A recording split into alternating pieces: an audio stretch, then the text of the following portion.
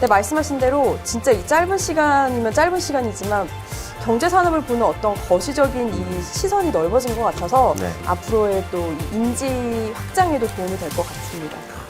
자, 그러면 이제 전반적으로 이 책의 큰 주제는 사실 디지털 대전환 가속화예요. 네. 근데 이게 제가 좀 궁금한 게 그냥 객관적으로 꼭 알고 살아야 될까요? 그게 좀 궁금해요. 기업도 우리도 이거를 꼭 인지하고 해야 하는지. 네. 아까 커피 마시면서 이야기를 했는데 비슷한 그 친구들 연령대 친구들이 네. 많이들 결혼했다라고 하셨어요. 좀 대외적으로 이렇게 네. 그 얘기는 괜찮잖아요. 네, 괜찮습니다. 근데 그 친구들이 아이가 울 때 네. 딸랑이로 이렇게 달래요? 아니면 유튜브로 달래요? 요즘은 사실 조금 일정 기간이 지나면 유튜브로 유튜브로 달래죠. 보여주죠. 아까 또 질문 중에 제가 운전할 때 네. 과거에는 지도책 보고 했지만 지금은 내비게이션 네. 본다라는 말에 동감을 또 해주셨어요. 맞아요. TV를 주요한 그 필수 매체라고 생각하세요? 유튜브가 더 중요한 필수 매체라고 생각하세요? 저는 개인적으로 필수까지는 아니어도 필수로 가고 있는 최정점에 달았다고 생각은 해요. 네. 그러니까 그런 것들이 디지털 트랜스포메이션이에요. 그러니까 우리는 이미 디지털 경제로 가고 있어요. 네. 내가 원하든 원치 않든. 그러니까 나는 이미 디지털 경제를 살아가고 있는데, 근데 기업들은 혼자 아날로그적으로 살아갈 것인가? 그 질문인 거예요. 그 대표적으로 아날로그적으로 살아가겠다 하는 기업 중에 우리 장난감 기업 토이저러스 네. 매각을 신고했죠. 그렇죠. 또 그 유명한 곳이. 미국의 최대 유통사죠. Sears. 네. 이 회사가 1800년대 등장한 미국의 최대 최고의 공룡 기업이에요. 네. 그런 유통사도 디지털 전환의 과정에서 나는 그냥 여기 있을래요 하면서 사라지는 거예요. 반스앤노블, 우리나라로 치면 교보문고 정도 될 텐데 그렇죠. 이 서점 기업이 1700년대에 등장한 미국의 최대 도서 유통사입니다. 네. 근데 그런 기업이 디지털 전환이라는 것을 거스른 채 쓰러지고 말았거든요. 그러니까 디지털 트랜스포메이션이라는 이 대전환은 내가 선택의 대상이 아닙니다. 네. 그냥 그렇게 가는 거예요. 그렇게 가는 건데 거슬 수 없는 변화인데 거스르면 나는 무너질 수밖에 없는 거죠. 그러니까 이렇게 거스를 수 없는 변화가 일어나고 있다 그러면 그 거슬 수 없는 변화를 정확하게 들여다보고 그 안에서 그 변화를 캐치하고 네. 그 변화를 오히려 이끌어가는 기업, 그런 기업이 어떤 기업일까를 관심 있게 들여다보면서 그런 기업에게 좀 적극적으로 투자하는 액션, 그것은 여러분들께 투자 관점에서도 정말 거스를 수 없는 변화다. 그런 것을 생각해 본다면 장기 투자라는 관점에서 지금 이런 박스권 장세에서 어디에 투자를 해야 될까 분명히 답이 나오지 않을까 생각합니다. 이렇게 디지털 대전환으로 되어가는 과정에서 계속 강조하셨지만 6가지 파괴적 물결이라고 하셨잖아요. 이 네. 책에 아마 자세히 보시면 네. 6가지의 이제 물결을 네. 설명이 되어 있을 텐데 맞아요. 6가지를 다 이야기하기에는 너무 길고 그 중에서 저는 좀 인상 깊게 본 것 중에 하나가 초맞춤화. 이게 지금의 대전환 시대에서는 어떤 게 접목이 되는 걸까요? 네. 제가 이 초가속 파괴적 승자들에 담겨 있는 분석한 그 기업들이 아마 2000개 될 겁니다. 그 중에 한 15개를 꼽은 게 파트 1인 거고요. 네. 그 파트 2는 어쨌든 그 2000개 기업들을 분석해 보니까 이런 디지털 대전환이 일어나고 있구나. 디지털 대전환이 일어나는 과정에서 산업의 패러다임이 6가지 경로로 완전히 바뀌는구나. 라는 것을 이제 정리를 해 놓은 거예요. 네. 그 중에 하나가 초맞춤화였던 거고요. 제가 한번 질문을 드려보면 보통 금요일 저녁에 뭐 하세요? 저요? 예. 솔직하게 얘기해도 네, 괜찮아요. 퇴근이 늦기 때문에 집에 갑니다. 집에 가세요. 아니면 네. 종종 그래도 네. 다음날 쉬는 날이면 그래도 못 만났던 친구들이나 동료들을 만나서 놀기도 하죠. 좋습니다. 네. 그럼 동료들 만나서 노실 때 보통 1차로 어디 가세요? 1차로 식당을 먼저 가겠죠. 2차도 보통 가시나요? 2차는 이제 뭐 코로나 시대에는 못 갔지만 코로나 시대가 아니었다라는 전제 하에는 호프집 정도는 갔던 것 좋습니다. 같아요. 그러면 지금 기자님께서 말씀하신 기자님의 라이프 스타일을 이미 미국 같은 경우는 비자 카드가 알고 있다. 비자 카드는 어디로 가는지. 그렇죠. 비자 카드는 우리 여느 전통적인 카드 회사들이 네. 카드 발급해 줄 때 쿠폰집을 같이 우편으로 배송해 주는 그런 방식이 아니라 저도 그 쿠폰집 한때는 지갑에 꽁꽁 갖고 다니다가 저도요. 1년 넘게 네. 안 쓰고 버리는 아, 맞아요. 그죠? 네. 그런 일이 많았는데 미국의 비자 카드는요 이미부터 각 소비자들이 어떻게 소비하는지 소비 패턴을 이해하고 네. 지금 당장 필요할 것 같은 그 쿠폰을 날려줍니다. 위치 기반 빅데이터를 활용해서. 예를 들면 지금 홍대역에서 지하철 요금이 결제됐네. 네. 오늘은 이 기자님이 보통은 댁에서 시간을 보내는데 오늘은 오랜만에 친구 만나는 시간이구나. 네. 그럼 1차는 식당 가겠구나. 그럼 식당 쿠폰을 날려줘요. 식당 결제가 끝났어요. 이번에는 호프집 가겠구나. 호프집 쿠폰을 날려줘요. 위치 기반의 빅데이터를 이용해서 실시간으로 지금 당장 조 기자님이 필요로 할 것 같은 그 쿠폰을 날려준다는 거죠. 초맞춤화된 서비스죠. 이게 가장 대표적인 예이고요. 제가 개인적으로 많이 들어드리는 사례 중에 하나가 네. 자동차 보험인데요. 프로그레시브라는 미국의 한 2, 3위 정도 되는 자동차 보험회사입니다. 네. 근데 자동차를 갖고 있으면 왜 보험료는 다 같을까요? 운전자가 갖고 자동차가 가격이 비슷하면 보험료가 거의 비슷한데요. 2대 이상 있는 분들은 더 느끼실 겁니다. 근데 이 프로그레시브라는 자동차 보험회사는요, 이 스냅샷이라는 사물 인터넷 기기를 부착하게 해주고요. 네. 그러면 운전 행태를 이해할 수 있는 빅데이터를 수집합니다. 예를 들면 주행 거리, 네. 급가속, 급감속, 뭐 이런 여러 가지 데이터들을 실시간으로 수집해서 네. 보험 가입하려고 연락을 하면 지금 당장 맞춤화된 보험료 상정을 해줘요. 마치 카카오뱅크에 5천만 원 대출을 요청하면 네.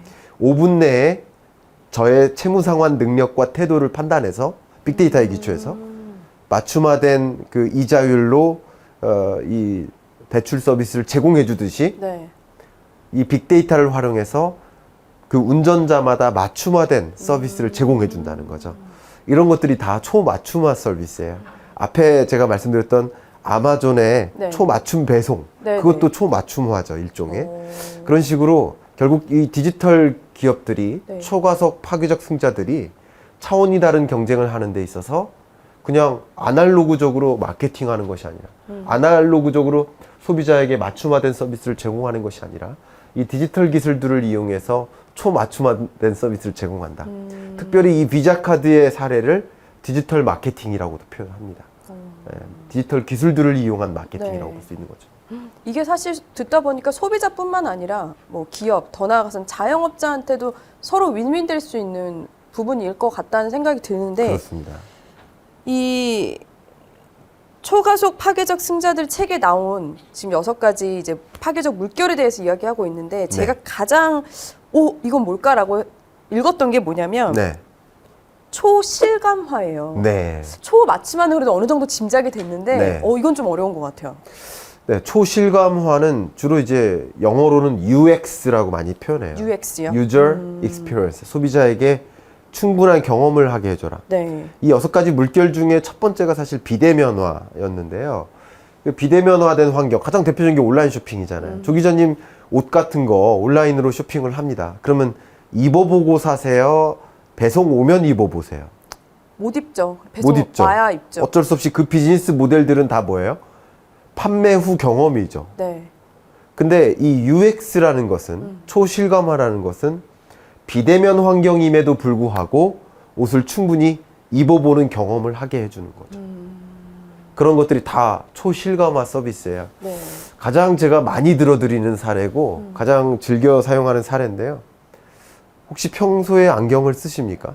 집에서 씁니다. 네. 그러면 그 안경을 온라인에서 사세요? 오프라인에서 사세요? 아직은 오프라인에서 사죠. 그렇죠. 네. 근데 안경만큼은 오프라인에서 사는 이유가 써보고 사야 되니까. 시력도 맞춰야 그렇죠. 하고. 내 네. 얼굴에 어울리는지. 그렇죠. 근데 일본의 진스브레인이라는 온라인 안경 쇼핑몰이 있습니다. 이 회사는 온라인 환경임에도 불구하고 가상 증강현실 기술, 네. 소위 메타버스죠. 안경을 써보고 구매할 수 있게 해주는 거죠. 온라인 환경에서. 그러니까 경험을 먼저 제공하는 거예요. 그동안에 온라인 쇼핑몰들의 비즈니스 모델이 판매 후 경험이었는데 얘는 비즈니스 모델을 바꿨죠. 경험 후 판매로. 이게 초가속 파괴적 승자들이죠. 뭐 대표적인 예들이 그런 것들뿐만 아니라 우리 ESG 뭐 이렇게 많이들 하는데 네. ESG 열풍이죠. 근데 LG화학 같은 경우 이 안전이라는 사회 문제에 대응하기 위해서 이 안전 교육이 실행되고 있잖아요. 1000명 이상 기업들은 안전 교육 의무화가 됐잖아요. 근데 단순히 의무화니까 어쩔 수 없이 안전 교육 시키고 이게 아니라 네. 안전 교육 과정에서 그냥 그 공장, 그 건설 현장 다녀와라 이거야. 화기 공장을 다녀와라. 실제 그 안전 교육 컨텐츠를 이용해서 안전 교육을 받으면요. 생생한 현장을 경험하게 해줍니다. 어디서 위험한 그 돌발 상황에 놓일 수 있을지. 뭐 기중기가 있잖아요. 크레인. 네. 여기가 이렇게 뭐 철골 큰 걸 이렇게 돌리잖아요. 그럴 때 위험한 상황이 노출될 수 있잖아요. 그런 노출될 수 있는 위험한 상황을 먼저 다녀와라 이거예요. 이게 바로 메타버스입니다. 네. 메타버스 기술들을 먼저 도입해서 실감나는 경험을 하게 해줘라. 여러분들이 즐겨 사용하시는 네이버 제페토라든가 이런 것들만 다 메타버스가 아니라 정말 많은 기업들이 현장에서 메타버스 기술들을 도입해서 네. 실감나는 경험을 하게 해주는 겁니다. 이런 것들이 다 초실감화라고 볼 수 있는 거죠. 아, 생각보다는 가까이 있는 것들이었네요. 그렇습니다. 흔히 볼 수 있는 것들이고 네. 그만큼 이제 대전환이 실감 나게 가까이 왔다라는 생각이 좀 드는데 네. 다음으로는 항상 하셨던 이제 부분인데 네. 김광석이 생각하는 땡땡땡 이렇게 하셨잖아요. 아, 맞아요. 네. 네. 이제 제가 해야 되는데 그 앞서 출연하셨던 분들이 너무 멋진 단어들을 많이 써주셨어가지고 네. 지금 제가 1시간 남짓 계속 들으면서 고민을 했는데 네. 촌스러울 수는 있지만 괜찮습니다. 네. 한번 운을 띄워주시면 제가 할게요. 네. 그러면 조 기자님이 생각하는 김광석은 전봇대, 부제는 디지털 대전환의 리더. 아, 네. 무슨 생각을 무슨 했냐면요. 뜻입니까?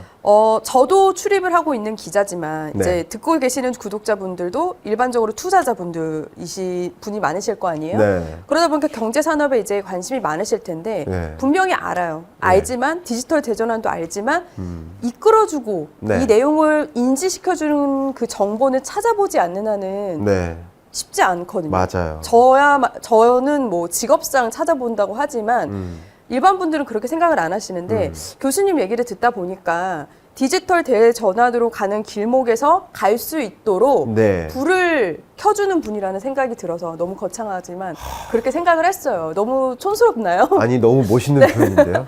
너무 네. 직접적인 표현이긴 하지만 전봇대 좋습니다. 네. 앞서 많이 하셨으니까 멋있는 네. 단어는 네. 이렇게 말씀을 드리고요. 초등학교 네. 때 전봇대 앞에서 그 숨바꼭질 했던 게 생각이 나네요, 갑자기. 전 또 다른 생각했네요. 자, 그러면 이제 책 얘기를 좀 많이 했어요. 네. 이제 전반적인 흐름은 구독자분께서도 많이 이제 이해를 좀 하셨을 것 같은데 교수님께서 직접 네. 이 책을 통해서 전하고자 하는 메시지를 네. 10글자 내로 네. 짧게 좀 표현해 주세요. 저는 이 책의 부제죠. 부제 의문문으로 여러분들께 던져보고 싶습니다. 네. 의문문. 의문문. 파괴할 것인가, 파괴될 것인가. 의미심장해요. 이건 네. 다시 봐도 네. 의미심장합니다. 그냥 이 책의 요지는 그 질문에 대한 답변을 스스로 하시면서 네. 정리가 될 것 같습니다. 이 디지털 대전환이라는 것은 누가 거스를래야 거스를 수 있는 그런 성격의 것이 아닙니다. 네. 그냥 편승해야 됩니다. 그렇기 때문에 이런 대전환의 시대, 투자 관점에서든 기업 경영 관점에서든 파괴를 할 것인가, 네. 차원이 다른 경쟁을 할 것인가, 아니면 파괴되는 수밖에 없습니다. 우리는 이런 것들을 놓쳐서는 안 되겠다. 그 의미를 좀 전달하고 싶습니다. 네, 파괴되게 둘 수는 없죠. 네. 이 책에 큰 도움이 됐으면 좋겠고요. 이 책에서 나오는 주요 키워드로 인해서 제가 역으로 질문을 다시 한번 드려볼게요. 네. 김광석 교수에게 초가속이란? 거스를 수 없는 물결이다. 초가속은 와닿네요. 네. 정말 거스를 수 없는 물결입니다. 이미 규모의 경제가 가고 속도의 경제가 왔다라고 제가 1편에서 말씀드렸잖아요. 네. 이 초가속이라는 단어는 그 누구도 거스를 수 없는 파도와 같습니다. 네. 우리는 이 파도를 정확하게 들여다보고 어떻게 대응할지를 고민해야 되는 그런 시점. 그 물결을 누가 이끌어 나가는지를 판단해서 투자 의사결정해야 되는 시점. 그런 시점이라는 걸 강조하고 싶네요. 네. 제가 두 가지 더 드릴 텐데 네. 이걸 들으시면 책의 내용도 알지만 우리가 생각해야 할 경제 산업의 전반적인 내용도 파악할 수 있다는 생각이 좀 들거든요. 네. 두 번째는 나에게 파괴자들이란 너무 파격적인가요? 말 그대로의 리더들이다. 이게 우리 주식 투자를 하는 데 있어서 기본적으로 고려해야 될 것을 생각해 보면 우리 경제 성장률이 있잖아요. 네. 경제 성장률은 쉽게 생각하면 그 경제를 구성하는 모든 각각의 산업들의 평균 성장률이라고 볼 수 있겠죠. 네. 가중 평균이겠지만. 그러면 그 각각의 산업 중에 어떤 산업은 경제 성장률을 상회하는 것이고 어떤 산업은 경제 성장률을 하회할 거예요. 그죠? 그러면 그 상회하는 산업에 투자를 해야 되지 않겠습니까? 그렇죠. 그 상회하는 산업들이 높은 성장률을 보일 것이고 그런 산업들 혹은 그런 산업의 리더들이 소위 주가 상승이 계속 이어지지 않겠습니까? 투자적인 관점에서도. 그런 관점에서 그 상회하는 산업, 상회하는 기업들은 이 파괴적 승자들이지 않나 그렇게 생각하고 있습니다. 투자하는 회사들을 좀 찾는 분들은 이 부분을 좀 상회하는 기업을 찾는 눈을 좀 기를 필요도 있다는 생각이 들고요. 네. 마지막으로 이걸 들어보신 적은 없으셨을 것 같아요. 네. 나에게 책임사란 나에게 책임사란 네. 학교다. 학교다. 네. 왜요? 오늘은 제가 특별히 책임사의 주인공이 됐지만 네. 평상시에는 제 이 자리에서 많은 핵인사분들을 모셔서 많은 대담을 합니다. 그러니까 제가 못 이루었던 그 정보나 네. 그런 인사이트 이런 것들을 저 스스로도 정말 많이 배우는 시간이에요. 그래서 이 학교라는 것은 성장시키는 기관이잖아요. 네. 그러니까 나를 성장시켜주는 기관이기 때문에 그냥 단순히 저에게 책임사는 그냥 유튜브 하나의 시리즈가 아니라 저에겐 학교처럼 많이 배울 수 있는 기회가 됩니다. 그러니까 여러분들도 책임사를 통해서 또 저 말고도 훌륭한 그 주인공들, 핵인사들을 뵈면서 많은 인사이트를 얻어가시면 어떨까 생각합니다. 오늘 이렇게 하루 제가 교수님 자리를 대신했는데 네. 스스로 배우는 게 많다고 하셨잖아요. 네. 오늘 제가 왔을 때는 기자로서 네. 기사를 쓰기 위해서 취재를 한다는 마음으로 왔어요. 인터뷰를 보통 하면서 쓰니까. 맞아요. 근데 말씀하신 대로 진짜 이 짧은 시간이면 짧은 시간이지만 경제 산업을 보는 어떤 거시적인 이 시선이 넓어진 것 같아서 네. 그런 면에서 이 책이 앞으로의 또 이 인지 확장에도 도움이 될 것 같습니다. 오늘 말씀 너무 뜻깊었고 네. 많은 정보 감사드립니다. 저도 감사합니다. 네, 감사합니다. 네, 감사합니다.